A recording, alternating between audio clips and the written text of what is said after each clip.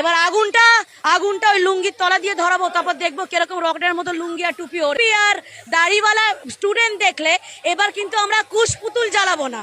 এবার আমরা এরকম টাইপের ওই জামাত টাইপের স্টুডেন্ট গুলোকে আমরা এবার জ্বালিয়ে দেবো। কারণ আগে আমরা বিরোধী থাকাকালীন কুশ পুতুল জ্বালাতাম, তো এবার আমরা এসব জিহাদিদের ধরবো আর জ্যান্ত জ্বালিয়ে দেবো। সেটা আমি দিনদা ঘোষ দায়িত্ব নিয়ে বলছি।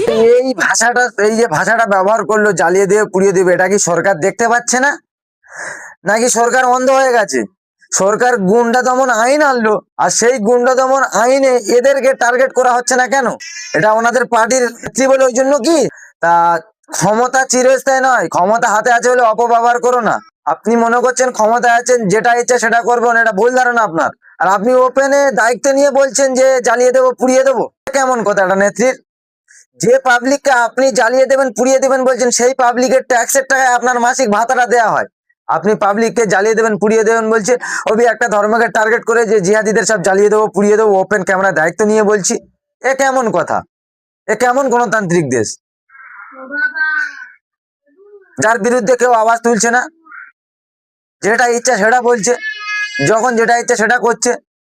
এটা গণতান্ত্রিক দেশ, সবার সমান অধিকার আছে। আপনারা মনে করেন না যে শুধু আমাদেরই অধিকার? সমস্ত মানুষের সমান অধিকার আছে এখানে। সবার অধিকারটা সবাইকে বুঝে দেন। আপনারা নেতা নেত্রী হয়েছেন, সবার অধিকারটা সবাইকে বুঝে দেন।